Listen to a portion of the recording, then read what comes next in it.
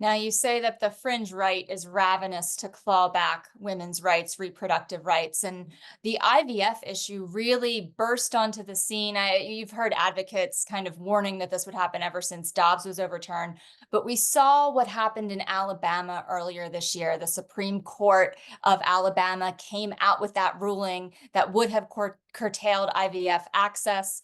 The state did eventually protect IVF access. So I'm wondering, Congresswoman, how under threat is fertility treatment in the US if a state like Alabama can even come forward and say, we're going to protect this?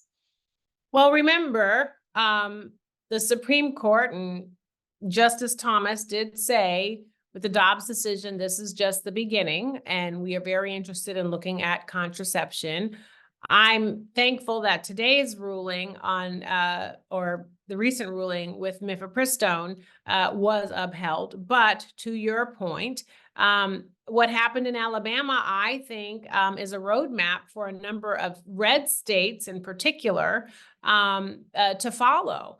And so, we know as for IVF, some clinics in Alabama temporarily restarted IVF services in the wake of the Alabama law, but we also know that that won't be permanent.